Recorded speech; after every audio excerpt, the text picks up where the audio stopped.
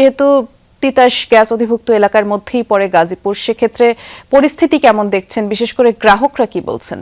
আমি যদি একটু পিছনের যে দৃশ্যটা একটু দেখাই শুরু থেকে, এখানে যে চালকগুলি রয়েছে তারা বলছে যে 6 থেকে 7 ঘন্টা অপেক্ষা করে তারা গ্যাস নিচ্ছে। অনেক চালকরা রয়েছে কিছুক্ষণ আগে বলছিল যে কেউ 10 ঘন্টা পরেও আসলে গ্যাস নিয়েছে। তারা বলছে যে সোনার হরিণ যেটি আসলে সহজলভ্য নয় সেটি হাতে পেয়েছে, অর্থাৎ 250 টাকার তেল পুরে তারা এখানে 150 টাকার গ্যাস পাচ্ছে, এমন অভিযোগ কিন্তু আসলে বৃষ্টি রয়েছে। তবে এখানে যারা কর্তৃপক্ষ বলছে তারা বলছে এটি নিয়ে যারা ঊর্ধ্বতন কর্তৃপক্ষ রয়েছে বিভিন্ন কর্তৃপক্ষের সাথে কথা বলছেন, তারা এটি সমাধান করার জন্য চেষ্টা চলছে, এটি আসলে জানাচ্ছে। তবে এই যে চালকরা রয়েছে, আমরা দেখেছিলাম যে কিছুক্ষণ আগে যে এই যে স্টেশনটি রয়েছে এখান থেকে প্রায় 1.5 কিলোমিটার লম্বা সারি হয়েছে।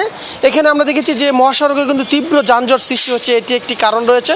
তবে এখানে যারা চালক রয়েছে অধিকাংশ চালকরাই বলছে যে এই যদি পরিস্থিতি হয় তাহলে সামনের যে দিনগুলি রয়েছে সেখানে আসলে তাদের পথে বসতে হবে, অর্থাৎ যারা বিভিন্ন উবার বা শেয়ার ড্রাইভিং করে তাদের জন্য দুর্ভিক্ষ হয়ে নামছে, এমনটাই কিন্তু জানাচ্ছিল।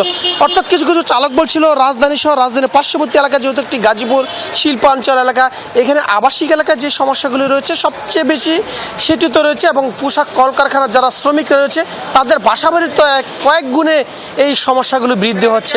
আমরা এখানে যারা চালক রয়েছে তাদের সাথে কথা বলছিলাম, তারা বলছিল প্রায় সকাল থেকে এই সিরিয়াল দিয়ে যেভাবে আসলে তারা গ্যাস নিচ্ছিল, এমন যদি 2 থেকে 3 দিন সামনে হয় তারা যেই বিভিন্ন পরিবহন রয়েছে সেগুলি বিক্রি করে অন্য পেশায় যুক্ত হবে। কেননা এর আগেও ঠিক একইভাবে কিন্তু তেল নিয়ে একটি যে সমস্যার সম্মুখীন হতে হচ্ছে সারা দেশব্যাপী, ঠিক একইভাবে যদি এই গ্যাস নিয়ে হয় সেক্ষেত্রে তারা পেশা চেঞ্জ করে অন্যথায় গিয়ে পেশা যুক্ত হবে, এমন অভিযোগ কিন্তু আসলে দিয়েছিল। তবে এখানে যারা কর্তৃপক্ষ বলছিল তারা বলছিল তিতাস গ্যাসের সাথে কথা হচ্ছে, হয়তোবা এটি আগামী 2 থেকে 3 দিনের মধ্যে এটি স্বাভাবিক হবে, এমনটাই জানাচ্ছিল। তবে এখানে যারা দায়িত্বরত যে গ্যাসের অপারেটর রয়েছে তারা বলছিল স্বাভাবিকত 200-র অধিক স্পিরিট যেটি রয়েছে সেই স্পিরিট অনুযায়ী যদি তাদেরকে দেওয়া হয় সেটি স্বাভাবিক হবে। তবে এখন পর্যন্ত যে স্পিডটি রয়েছে সেটি হচ্ছে 100-র নিচে, যে কারণে যে পরিবহনগুলি রয়েছে সেই পরিবহনের দীর্ঘ লাইন এবং